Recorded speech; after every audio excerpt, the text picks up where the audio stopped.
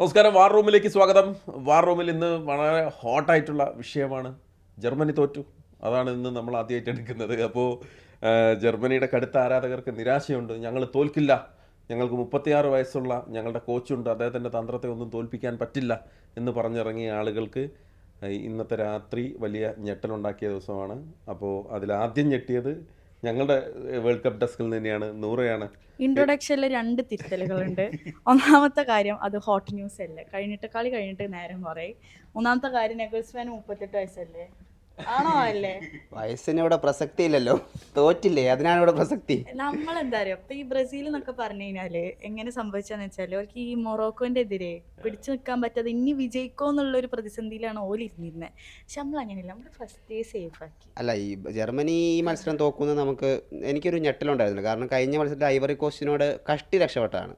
അപ്പോൾ ഇത്തവണ ഗ്രൂപ്പ് കടന്നു കിട്ടിയത് തന്നെ വലിയ ഭാഗ്യം എന്ന് കൂട്ടിയാൽ മതി. ഇപ്പോൾ അവരുടെ അഹങ്കാരം കുറച്ച് എനിക്ക് കുറഞ്ഞു എന്ന് തോന്നുന്നു. പക്ഷേ ഈ അവസരത്തിൽ ജർമ്മൻ ആരാധകരോടൊപ്പം ഇരിക്കാൻ കഴിഞ്ഞത് എൻ്റെ ഒരു വലിയ ഭാഗ്യമായിട്ട് നമ്മളെന്താന്ന് വെച്ചാല്, നമ്മളെ ഗ്രൂപ്പിൽ നിന്ന് എല്ലാവരും വിജയിക്കണം. അത് കോമ്പറ്റീറ്റീവ് ആയിട്ടുള്ള ഗ്രൂപ്പാണെന്നുള്ളതാണ് അവിടെ തെളിയുന്നത്. നിങ്ങൾ എന്താ ബ്രസീലിന്റെ എത്ര ആൾക്കാരെ ജയിച്ചത്? 2 ഉള്ളൂ. ഇതിന് ഞങ്ങളുടെ നാട്ടിലൊരു ഭാഷയിൽ പറയും, വീണെടുത്ത് കിടന്ന് ഉരുളുക. അതല്ല, നമ്മൾ സത്യം പറഞ്ഞാൽ ജർമ്മനി ഇപ്പൊ കഴിഞ്ഞ 2 സീസണും ഫസ്റ്റ് റൗണ്ട് കണ്ടില്ലായിരുന്നല്ലോ. ഫസ്റ്റ് റൗണ്ട് കഴിഞ്ഞു, സെക്കൻഡ് റൗണ്ടിലേക്ക് അതറിയില്ലേ, പിന്നെ എന്തിനാ വെറുതെ മറ്റേ പന്തോറിന്റെ സമയം എപ്പോഴാണ് പോലെ. അല്ല, ജർമ്മനിയെ സംബന്ധിച്ചിടത്തോളം അവരുടെ പ്രതിരോധം ആകെ പാളിപ്പോയി. അതൊരു വലിയ വീഴ്ചയാണ്. കാരണം ഇനിയും അങ്ങോട്ടുള്ള മത്സരങ്ങളിൽ അവരെ കാത്തിരിക്കുന്നത് വലിയ കനലുകളുള്ള വഴികളാണ്, വലിയ മുള്ളും കല്ലും നിറഞ്ഞ പാതകളാണ് എന്നൊക്കെ പറയാം. അപ്പോൾ ഈ തോൽവി അവർക്ക് ഞെട്ടലുണ്ടാക്കുന്നതാണ്. പക്ഷേ ജർമ്മനിയാണ് ഏത് സമയവും തിരിച്ചു വരാം. അപ്പം ഞങ്ങൾ തോൽക്കില്ല, ഞങ്ങൾ ബ്രസീലിനെ 7 ഗോളിന് തോൽപ്പിച്ച ആളുകളാണ്, ഞങ്ങൾ ലോകകപ്പ് ഫൈനലിൽ അർജന്റീനയെ തോൽപ്പിച്ചവരാണ് എന്നൊക്കെ. അത് ഓക്കെ, യാഥാർത്ഥ്യമാണ്. പക്ഷെ തോറ്റത് ഇക്വഡോറിനായിപ്പോയി. ഇക്വഡോർ എന്താ മറ്റേ പറഞ്ഞു പിന്നെ എല്ലാവരും എയറിൽ കയറ്റും. ഇക്വഡോർ ചെറിയ ടീമാ. ഇവര് മറ്റേ അർജന്റീനന്റെ തൊട്ട് താഴെയാണ് ഇവര് ക്വാളിഫിക്കേഷൻ നേടി വേൾഡ് കപ്പ് കളിക്കാൻ വരുന്നത്. പിന്നെ ഇവിടെ കുറച്ച് റയൽ മാഡ്രിഡ് ഫാൻസ് ഉണ്ട്. ഇവിടെ കാണിച്ചോ, റയൽ മാഡ്രിഡ് ഫാൻസ്. ഇവര് ഓരോരുത്തരും മറ്റേ ഡിഫൻസിൽ വന്നാണ്ടാണ് ഉള്ള ജർമ്മനിയും പോകുന്നത്. അതിനെ കുറിച്ച് എന്തെങ്കിലും അഭിപ്രായം ഉണ്ടെങ്കിൽ? അതായത് ഇപ്പൊ റുഡിഗർ വന്നു കഴിഞ്ഞാല് ഒരു സ്ലോട്ടർ ബക്ക് പുറത്തു പോയി കഴിഞ്ഞു കഴിഞ്ഞാല് തീരുന്ന ഡിഫൻസ് ആണ് ജർമ്മനിക്ക് ഉള്ളതെന്നുണ്ടെങ്കിൽ ആ കോച്ചിന്റെ ടാറ്റിക്സ് എന്താണ്? ആ കോച്ചിന്റെ ടാറ്റിക്സിന്റെ ഒരു ഫെയിലിയർ ആണ്. അതായത് ഒറ്റ പ്ലെയർ പോയി കഴിഞ്ഞാൽ തീരുന്നതാണ് ജർമ്മനിയുടെ ഡിഫൻസ് എന്ന് പറയുന്നത്. കാലങ്ങളായിട്ട് ജർമ്മനിക്ക് നല്ല നല്ല ലോകോത്തര ഡിഫൻഡർമാരുണ്ട്. ലാമും ബെക്കംബോറും എന്നൊക്കെ പറഞ്ഞിട്ട് ഒരു ചരിത്രം നല്ലതാ. അവിടെ ഒരു പ്ലെയർ പോകുമ്പോഴേക്ക് തീരുന്നതാണ് ഈ ഡിഫൻസ് എങ്കിൽ ആ കോച്ച് ഈ 36 38 വയസ്സൊന്നും ഇവിടെ പ്രാധാന്യമല്ല. ആ കോച്ചിന്റെ ടാറ്റിക്സിന്റെ ഫെയിലിയർ ആണ്. അപ്പോൾ ഒരു പ്ലെയറിന്റെ മോശം പ്രകടനം, എന്നിട്ട് ആ പ്ലെയറിന്റെ ക്ലബിനെ പറ്റി കുറ്റം പറയാ, അല്ലാതെ ടീമിന്റെ മോശം പ്രകടനം സമ്മതിച്ചു തരാതിരിക്കുക. അതൊക്കെ ഒരു മറ്റേ നമ്മൾ പറയില്ലേ, കുറെ കാലത്തിന് ഗ്രൂപ്പ് ഘട്ടം കടന്നപ്പോ അതിനങ്ങനെ ന്യായീകരിച്ച് കൊണ്ടുവരാ. നൂറാനെ ഒറ്റപ്പെടുത്തി ആക്രമിക്കുമ്പോഴും നിങ്ങള് കെയ്പ്പർദിയോട് സമനില വഴങ്ങിയ ടീമാണ്. അപ്പൊ നിങ്ങൾക്ക് ഞങ്ങൾക്ക് ഇപ്പൊ സംസാരിക്കാം. കാരണം ഞങ്ങള് മൊറോക്കോയുടെ സമനില വഴങ്ങിയത്, അവര് നമ്മൾ 7ാം സ്ഥാനക്കാരാണ്. മറ്റു 2 മത്സരങ്ങൾ നമ്മൾ ജയിക്കുകയും ചെയ്തിട്ടുണ്ട്. അപ്പം നിങ്ങൾക്ക് ഇതിലൊരു ശബ്ദമുണ്ടോ? അതെ, ഇതിക്ക് തിരിച്ചു തരണം. പിന്നെ ഇതും കൂടെ അതിനുള്ള. അതായത് കേപ്പ് വെർഡെയോട് സമനില വഴങ്ങാന്ന് പറഞ്ഞാൽ എല്ലാ ടീമിനും ഫസ്റ്റ് മാച്ച് എന്ന് പറയുന്നത് ഒരു ഹണിമൂൺ പീരീഡ് ആണ്. നമ്മൾ ഈ മന്ത്രിസഭക്കൊക്കെ പറയും പോലെ. അതായത് ആദ്യ മത്സരത്തിൽ ഇതുവരെ ലോകകപ്പിൽ നമ്മൾ ശ്രദ്ധിക്കുക, എല്ലാ ടീമും നന്നായി വിയർത്തിട്ടുണ്ട്. ഞങ്ങൾക്ക് ഹണിമൂൺ പീരീഡ് ഇല്ലായിരുന്നു. 7-1 കൊറോസാവിനെ തോൽപ്പിച്ചത്. ഇങ്ങക്ക് മാത്രം എന്തോ, ഇവര് ജയിക്കുമ്പോ ഇവർക്ക് ഹണിമൂൺ പീരീഡ്, ലേഷർ ടൈം, ഇത് നമ്മള് ജയിക്കുമ്പോ അത് ചെറിയ ടീം. ഞാൻ പറഞ്ഞേ, അതായത് ഫസ്റ്റ് മാച്ചിലേക്ക് വരുമ്പോ ടീമുകൾ തളരുന്നത് സ്വാഭാവികം. കാരണം ഒരു ക്ലബ്ബ് കഴിഞ്ഞ് വരുന്നത് പല ടാറ്റിക്സിൽ കളിക്കുന്ന കളിക്കാർ ഒരുമിച്ച് വരുന്നത്. പക്ഷെ ഇത് എല്ലാം സെറ്റായതിന്റെ ശേഷം അതും ഇക്വഡോറിനെ പോലത്തെ ഒരു ടീമിനോട് 10ാം റാങ്കിലുള്ള ജർമ്മനി തോക്കെന്ന് പറഞ്ഞിട്ട് എന്നിട്ട് അതിനെ കേപ്പ് വെർഡെ ആയിട്ടുള്ള സമനിലയായിട്ട് കമ്പയർ ചെയ്യുക, ന്യായീകരിച്ച് രക്ഷപ്പെടാം. നമ്മൾ നേരത്തെ പറഞ്ഞില്ലേ, കിടന്ന് ഉരുളാന്ന് പറഞ്ഞില്ലേ, അതിന്റെ പുതിയ ജർമ്മൻ വെർഷൻ ആണ് ഈ സാധനം. അല്ല പക്ഷെ ഹണിമൂണൊക്കെ പോകുമ്പോൾ സൂക്ഷിക്കണം. ഹണിമൂൺ കഴിഞ്ഞ് വരുമ്പോഴത്തേക്കും പിള്ളേർ കപ്പും കൊണ്ട് പോകും. ഇല്ല, രണ്ട് കളിയിൽ ഇപ്പൊ നിലവിൽ ക്ലീൻ ഷീറ്റ് ആണ്. 2 കളിയിൽ തോറ്റിട്ടില്ല, 4 പോയിന്റ് ഉണ്ട്. നിലവിൽ ഫസ്റ്റ് സ്ഥാനം സേഫ് ആണ്. ഇനിയിപ്പോ മഹേഷേട്ടനെ പോലത്തെ അർജന്റീന ആരാധകരാണ് സ്പെയിൻ തോക്കാതിരിക്കാൻ പ്രാർത്ഥിക്കുന്നത്. ഞാൻ എന്താ പറയുക, ഞാൻ നിങ്ങൾ സംസാരിക്കുമ്പോൾ ഞാൻ മിണ്ടാതിരിക്കും, കാരണം ഞങ്ങൾ ഇതിലൊരു ഭാഗവാക്കല്ല. അല്ല ഞാൻ നമ്മളെ സംബന്ധിച്ച് എന്താ പറയാ, 2 കളി 2 വലിയ മാർജിനിൽ, വലിയതല്ലെങ്കിൽ പോലും ഒരു നല്ല വിജയം നേടി ഞങ്ങൾ അടുത്ത മത്സരത്തിനുള്ള ഒരുക്കുന്നത്. നിങ്ങൾ ഈ സമനിലയൊക്കെ നേടി അതിൻ്റെതായിട്ടുള്ള പ്രശ്നങ്ങൾ നിൽക്കുന്ന ടെൻഷൻ അനുഭവിക്കുന്ന ടീംസാണ്. ഇപ്പോൾ പ്രതിരോധം പാളി, ബ്രസീലിനാണെങ്കിൽ ആദ്യ കളിയിൽ മൊറോക്കോയോട് സമനില വഴങ്ങി, രണ്ടാമത്തെ കളിയിൽ തിരിച്ചു വന്നു, ഓക്കെ എന്ന് പറയാം. സ്പെയിനാണെങ്കിൽ ഈ പറഞ്ഞ പോലെ കുറസോവ പോലെ ഒരു കേപ്പ് വെർദെ പോലെ ഒരു ടീമിനോട് സമനില വഴങ്ങി, അതിൻ്റെ ഒരു ടെൻഷനൊക്കെ നിങ്ങൾക്ക് വല്ലാണ്ട് ഉണ്ടാവും. പക്ഷെ നമ്മളെ സംബന്ധിച്ച് അങ്ങനെ ഒരു ടെൻഷൻ ഇല്ല. ഞങ്ങൾക്കിപ്പോൾ എന്ന് വെച്ചാൽ ഇപ്പം എല്ലാ ആഗ്രഹങ്ങളും പൂർത്തിയായില്ല. ഞങ്ങൾ ലയണൽ മെസ്സിക്ക് ഒരു ഹാട്രിക് ഇല്ലായിരുന്നു എന്നുള്ളത് ഞങ്ങൾ വളരെ വൈകിയാണ് ഞങ്ങൾ അറിഞ്ഞത്. പക്ഷെ അത് അദ്ദേഹം കണ്ടറിഞ്ഞ് അദ്ദേഹം അത് പൂർത്തിയാക്കി. പക്ഷേ അർജന്റീനക്കാരെ നിലവിൽ ഏറ്റവും വലിയ ടെൻഷൻ എന്ന് പറഞ്ഞു കഴിഞ്ഞാൽ സ്പെയിൻ അടുത്ത കളി തോൽക്കരുതെന്നാണ്. കാരണം സ്പെയിൻ തോറ്റ് കഴിഞ്ഞാൽ സ്പെയിൻ 2ാം സ്ഥാനത്ത് വരും, റൗണ്ട് ഓഫ് 32 ഏറ്റുമുട്ടുകയും ചെയ്യും. കാരണം ഫിഫ അർജന്റീനയും സ്പെയിനും തമ്മിൽ ഫൈനലിസിമ നടക്കാതെ പോലുള്ള വിഷമമുണ്ട്. ഫൈനലിസിമ നടക്കാതെ പോയ വിഷമമുണ്ട്. അത് ഞങ്ങൾക്ക് മുന്നിൽ കിട്ടണം. സ്പെയിൻ ഇപ്പൊ കാത്തിരിക്കുന്നത് 2ാം സ്ഥാനത്തെത്തി അർജന്റീനയെ കളിക്കാനല്ല. കാരണം ഫിഫ ഒരു സെറ്റപ്പ് ഒക്കെ ഒരുക്കിയിരുന്നു. ഞാൻ പറയട്ടെ, ഫൈനലിൽ കളിച്ചാൽ മതി. ഉനായ് സിമോൺ ഉണ്ടല്ലോ, മൂപ്പർക്ക് ഇതുവരെ ബോൾ കിട്ടിയില്ല. അർജന്റീന എങ്ങാനും വന്ന മെസ്സിയൊക്കെ അടുത്തു കൂടെ പോയാളുടെ പാത്രം അവിടെ വെറുതെ ഡയലോഗ് അടിച്ച്.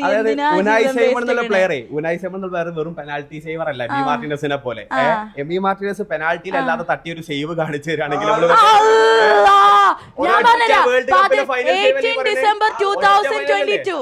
ഒരു ഫൈനൽ സേവിലെ വേൾഡ് കപ്പ് പൊന്തിച്ച് അർജന്റീനയെ കൊണ്ടുപോയത്. യൂറോ കപ്പ് അടുപ്പിച്ചത് 2010 വേൾഡ് കപ്പ് അടിച്ച ഇവരോട്. നൂറോട് ഒരു കാര്യം പറയട്ടെ, 100 അർജന്റീന അല്ല ജർമ്മനിയാണ്. അത് ഓർമ്മ വേണം, ഇടക്കത് ഓർമ്മ വേണം. മറ്റേ പടത്തില് ഇയാള് പറയുന്നില്ല, ആരുണ്ടാ ഞങ്ങൾ 2 പേരോട് കളിക്കാൻ, ആ ടീമാണ്. അല്ല ഇതിനൊക്കെ ഞങ്ങൾ സുൽത്താൻ ചത്തുടങ്ങിയിട്ട് പോരെ. സുൽത്താൻ എന്താ കളി, ഞാൻ ആ ഭാഗം മര്യാദക്ക് കണ്ടില്ല. എന്താ ഇനി മുപ്പരൊരു 15 മിനിറ്റിൽ 3 ചാൻസസ് ക്രിയേറ്റഡ്, ഒരു ഷോട്ട് ഓൺ ടാർഗറ്റ്. പല യുവതാരങ്ങളും 90 മിനിറ്റിൽ നേടാൻ പറ്റാത്ത ഞങ്ങളെ സുൽത്താൻ ഇറങ്ങിയ വഴി നേടിയിട്ടുണ്ട്. അപ്പോൾ ഇനി അങ്ങോട്ട് അടുത്ത കളി ജപ്പാൻ.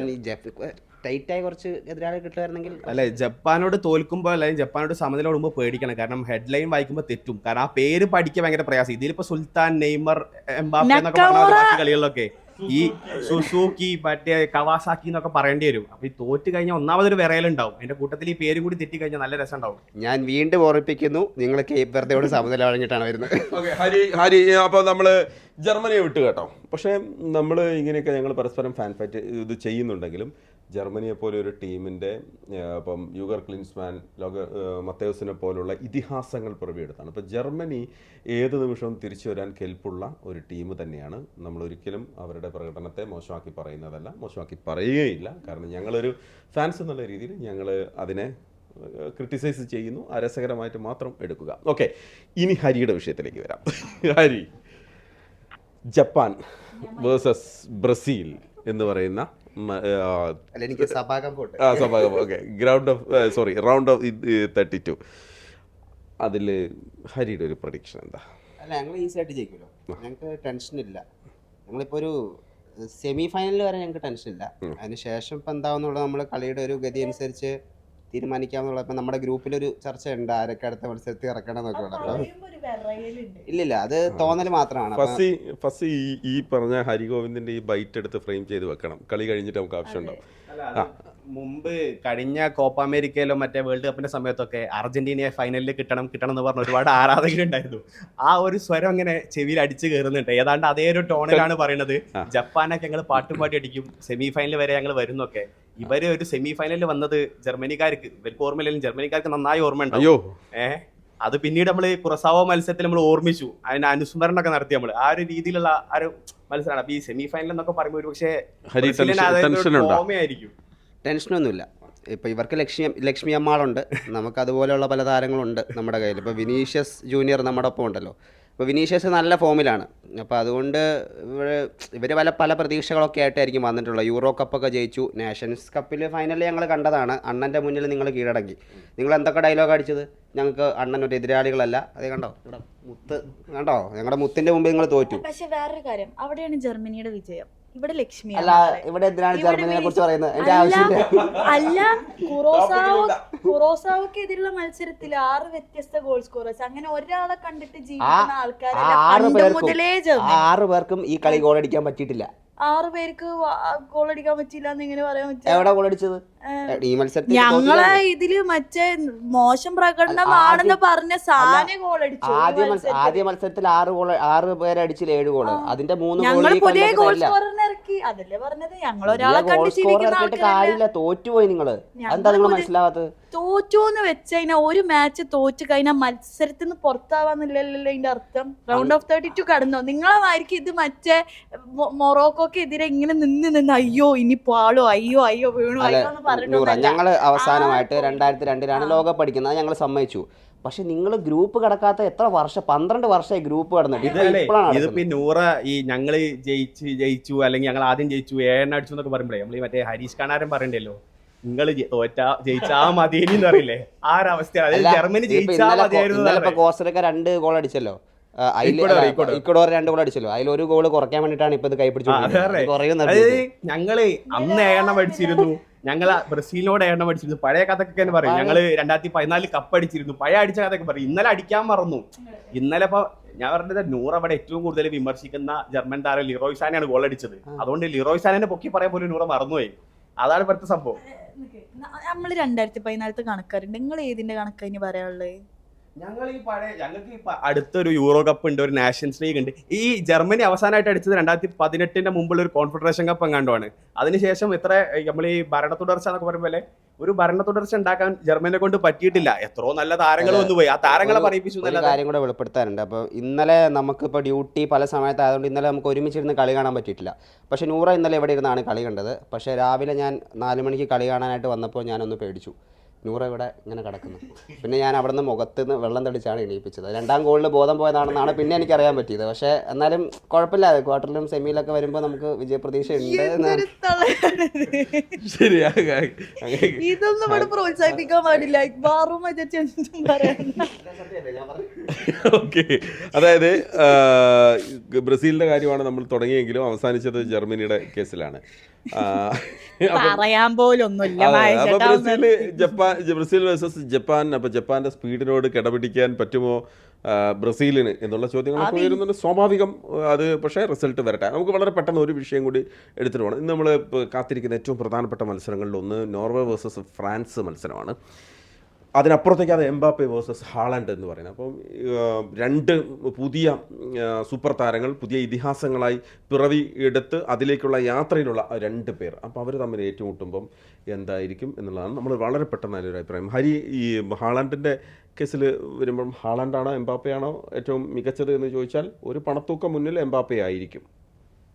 എൻ്റെ അഭിപ്രായത്തിൽ എംബാപ്പെ തന്നെയാണ് ഹാലൻഡിനെ കമ്പയർ ചെയ്യുമ്പോൾ ഒരു മികച്ച താരം. ഹാലൻഡ് മോശമാണെന്നല്ല, പക്ഷേ എംബാപ്പയ്ക്ക് കുറച്ചുകൂടി ഒരു അവകാശപ്പെടാൻ കുറച്ചുകൂടി സ്റ്റാറ്റ്സ് ഉണ്ട്. ഒപ്പം തന്നെ അദ്ദേഹത്തിൻ്റെ കളിയും ഒരു ടീമിനെ മൊത്തത്തിൽ ക്യാരി ചെയ്യുന്നൊരു കളിയാണ്. അതിപ്പോൾ 18-ാം വയസ്സിൽ തന്നെ ലോകകപ്പ് നേടി, ലോകത്തെ ഏറ്റവും മികച്ച ക്ലബ്ബിൽ കളിക്കുന്നു, ഇപ്പോൾ ഗോൾഡൻ ബൂട്ട് റേസിൽ മുന്നിലുണ്ട്. അപ്പോൾ അങ്ങനെ മൊത്തത്തിൽ എംബാപ്പെ എന്ന് പറയുന്നത് ഒരു ഇമ്പാക്റ്റ് ഉണ്ടാക്കിയ താരമാണ്.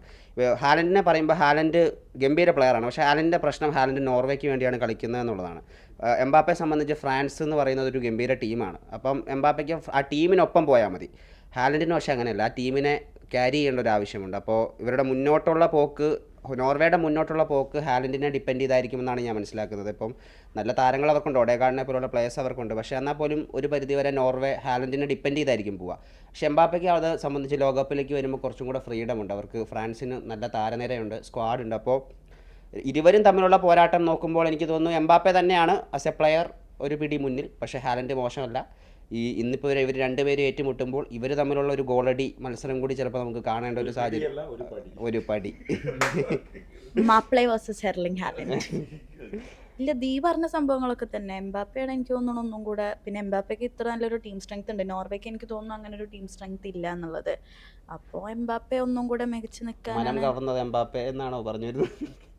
അത് മഹേഷ് ചേട്ടൻ്റെ അടുത്ത് ചോദിക്കാം. മനം ഞാൻ പക്ഷേ അതിൽ ഒരു കാര്യം, ഈ ഹാളണ്ടിൻ്റെ നീ പറഞ്ഞ പോലെ നോർവേ ആയിപ്പോയി എന്നുള്ളത് കൊണ്ടാണ്. ഇപ്പോൾ രാജ്യമൊന്നും മാറാൻ പറ്റില്ല, പക്ഷേ എന്നാൽ പോലും ഒരാൾ മാത്രം നിന്നാൽ ജയിക്കുന്ന കളിയല്ലല്ലോ ഫുട്ബോൾ എന്ന് പറയുന്നത്. അപ്പോൾ ഹാളണ്ട് മറ്റൊരു രാജ്യത്താണെന്ന് നിങ്ങളൊന്ന് സങ്കല്പിച്ച് നോക്കിയേ, വല്ല സ്പെയിനിലോ മറ്റേതെങ്കിലും ഒരു യൂറോപ്യൻ രാജ്യത്തായിരുന്നെങ്കിൽ എർലിംഗ് ഹാളണ്ടിനെ എന്ന് നമ്മൾ എങ്ങനെ കണ്ടേനെ. അപ്പം അതൊരു യാഥാർത്ഥ്യമാണ്. പക്ഷേ എർലിംഗ് ഹാളണ്ട് അയാളുടെ വരവറിയിച്ചു, 2 മത്സരങ്ങളിലും അയാൾ ഗോളടിച്ചു, അല്ലേ, ടീമിനെ ജയിപ്പിച്ചത് അയാളാണ്. അപ്പോൾ അയാൾ നമ്മൾ തള്ളിക്കളയുന്നില്ല. പക്ഷേ അതൊരു ഒരു ഒരു ഒരു ഒരു സൂചനയാണ്. ഇപ്പോൾ ലാമിൻ യമാൽ കൂടി അതിലേക്ക് വന്നാൽ നമ്മൾ അടുത്ത നെയ്മർ, മെസ്സി, റൊണാൾഡോ എന്ന് പറയുന്ന കാറ്റഗറിയിലേക്കുള്ള 3 പേരാണ് യമാൽ, എംബാപ്പെ, ഹാളണ്ട് എന്ന് പറയുന്നത്. ഹാളണ്ടിനെ നമുക്ക് അങ്ങനെ പറയാം. പക്ഷേ നമുക്ക് കുറേ കൂടിയൊക്കെ മത്സരങ്ങളിൽ നോർവേ നമ്മൾ കാണേണ്ടതായിരുന്നു. ഫസി എന്താണ് തോന്നുന്നത് ഇതിൽ? നമുക്കെങ്ങനെയാണ് ഈ 2 പേരെ, ഫസി കുറേ കൂടി ക്ലബ് ഫുട്ബോൾ വളരെ വാച്ച് ചെയ്യുന്ന ഒരാൾ കൂടിയാണല്ലോ. അതായത് നമ്മൾ ഈ ഒരു മത്സരത്തിൽ നോക്കുമ്പോൾ രണ്ടാളും 2 സ്റ്റൈൽ ഓഫ് കളിക്കാരാണ്. ഇപ്പോൾ ഹാളണ്ട് ആയാലും എംബാപ്പെ ആയാലും 2 സ്റ്റൈലാണ്. അവർക്ക് ബാക്കിൽ സപ്പോർട്ട് ചെയ്യുന്ന പ്ലേയേഴ്സും വേറെ തന്നെ രീതിയാണ്. പക്ഷേ ഞാൻ ഈ മത്സരത്തിൽ ഉറ്റുനോക്കുന്നത് ഹാളണ്ടിൻ്റെ ഒരു പ്രകടനം എങ്ങനെയായിരിക്കും എന്നുള്ളത്. കാരണം എംബാപ്പെ എങ്ങനെയാണെന്നുള്ളത് കഴിഞ്ഞ 2 വേൾഡ് കപ്പ് നമ്മൾ കണ്ടതാണ്, ഒരു നാഷണൽ ടീമിൻ്റെ കൂടെ എങ്ങനെയാണെന്നുള്ളത്. പക്ഷേ ഹാളണ്ടിൻ്റെ കഴിഞ്ഞ മത്സരം മാത്രം എടുത്ത് നോക്കിക്കഴിഞ്ഞാൽ ഹാളണ്ട് ആസ് എ പ്ലെയർ ഒരാൾക്ക് എങ്ങനെ മത്സരം മാറ്റാം എന്നുള്ളത് ഹാളണ്ട് കഴിഞ്ഞ കളി തെളിയിച്ചതാണ്. ഫസ്റ്റ് മാച്ചിൽ നമ്മൾ പറയുന്ന ഈ ഹണിമൂൺ പീരീഡ് തന്നെ ആയിരുന്നു ഫ്രാൻസിനും ഉണ്ടായിരുന്നത്. പക്ഷേ ഫ്രാൻസ് അന്ന് സെനഗലിനെതിരെ ഫസ്റ്റ് ഹാഫിൽ നന്നായി വീർത്തിരുന്നു. പക്ഷേ അതേ സെനഗൽ ഒരു പക്ഷേ നമ്മൾ പറയുന്ന എപ്പോഴും നല്ല കറുത്ത കുതിരകളായിട്ട് വാഴ്ത്തപ്പെടുന്ന സെനഗലിനെതിരെ നന്നായി കളിച്ചു എർലിംഗ് ഹാളണ്ടും നോർവേയും. അപ്പം ആ ഒരു മത്സരത്തിൽ ഹാളണ്ടിൻ്റെ പ്രകടനം വളരെ മികച്ചു നിന്നതാണ്. അതേ പ്രകടനം ഈ ഒരു മത്സരത്തിൽ ഫ്രാൻസിനെതിരെ പുറത്തെടുക്കുകയാണെങ്കിൽ നമ്മൾ പറഞ്ഞ പോലെ തന്നെ ഒരു മെസ്സി റൊണാൾഡോ ക്ലാഷ് പോലെ ആ ഒരു ലെവലിലേക്ക് എന്നല്ല, പക്ഷേ അതേപോലെ 2 ഈക്വലി ടാലൻ്റ് ആയിട്ടുള്ള 2 താരങ്ങൾ തമ്മിലുള്ള ഒരു ഏറ്റുമുട്ടൽ വളരെ എക്സൈറ്റിംഗ് ആയിരിക്കും. ഒരുപക്ഷെ വലിയൊരു ഗോൾഡി മേളം നമുക്ക് ഒരുപക്ഷെ ഇന്ന് കാണാൻ പറ്റും. ശരി, അപ്പോൾ നമുക്ക് കാര്യം കൂടെ പ്രേക്ഷകരടുത്ത് പറയട്ടെ, നമ്മളിങ്ങനെ ഫാൻ ഫൈറ്റ് ഒക്കെ ചെയ്യുന്നുണ്ടെങ്കിലും അതിലുപരി നമ്മളൊരു ഫുട്ബോൾ ഫാൻസ് ആണ് എന്നുള്ളൊരു കാര്യം ബോധിപ്പിച്ചുകൊണ്ട്. ജർമ്മൻ ഫാനാണ്, പക്ഷെ എന്നാലും ഇനിയിപ്പോൾ റൊണാൾഡോ ആവട്ടെ, നെയ്മർ ആവട്ടെ, ഇവരെല്ലാവരും ഒരുപോലെ സ്നേഹിക്കുന്ന ഒരു ഫുട്ബോൾ ആരാധികയാണ്. നിങ്ങൾ എല്ലാവരും കൂടെ പറഞ്ഞു കൊടുക്കും പ്രേക്ഷകർ. ഞാനിത് ഒരു ഹരി, അതായത് കഴിഞ്ഞ ദിവസം ഞാൻ ഇവിടെ നിന്ന് ക്രിസ്ത്യാനോ റൊണാൾഡോനെ നമ്മൾ തമാശ രൂപേണ നമ്മൾ വിമർശിച്ചു. ഫ്ലോറൽ പക്ഷെ നമ്മളത് കാണിച്ചില്ല. അദ്ദേഹം ഗോളടിച്ചപ്പോൾ ആദ്യമായി ലൈവ് എന്നത് കയറി അദ്ദേഹത്തിന് വേണ്ടി വാദിച്ച ഒരാളാണ്. അപ്പോൾ അതിന് ഒരുപാട് കമൻറ്റുകൾ വന്നു. അപ്പോൾ കമൻറ്റുകൾ മാത്രമല്ല, ഒരു കമൻറ്റ് അതിനകത്ത് ഈ നടുക്ക് നിൽക്കുന്നതിനെ എടുത്ത് തൂക്കി പുറത്തിടണം എന്ന് പറഞ്ഞൊരു കമൻറ്റ്, ഞാൻ ലൈക്ക് അടിക്കുകയും ചെയ്തു. 39 ലൈക്ക് ഉണ്ട് അതിന്. അപ്പോൾ അതിൻ്റെ അടിയിൽ ഞാൻ പോയി നോക്കിയപ്പോൾ എല്ലാം ക്രിസ്ത്യാനോ റൊണാൾഡോയുടെ ആളുകളാണ് അതിനകത്ത് ഭൂരിഭാഗം ആളുകളുള്ളത്.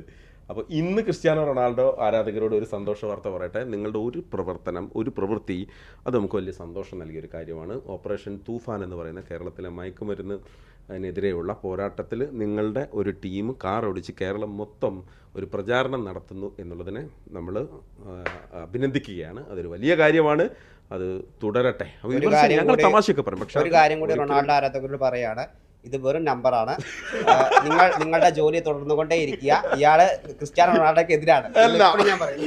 ഇയാള് TRP കൂട്ടാൻ വേണ്ടി ഓരോന്ന് ചെയ്യുന്നതാണ്. അത് മൈൻഡ് ആക്കണേ. ഞാൻ പറഞ്ഞത് സീരിയസ് ആയിട്ടുള്ള കാര്യമാണ്. നമ്മളെല്ലാവരും ഫാൻസ്. നൂറ പറഞ്ഞത് ശരിയാണ്. നൂറ പ്രത്യേകിച്ച് ഫുട്ബോളിനെ ഡീപ്പായിട്ട് നമുക്ക് വലിയ അഭിമാനമാണ്. നൂറയെ കുറിച്ചൊക്കെ പല എഴുത്തുകളൊക്കെ ഫേസ്ബുക്കിലൊക്കെ വരുന്നുണ്ട്. അപ്പം നൂറ ഫുട്ബോളിനെ കാര്യമായി കാണുന്നതാണ്. പക്ഷെ ഇങ്ങനെ ഉടായിപ്പാണ്, നിങ്ങളെ സൂക്ഷിക്കുക.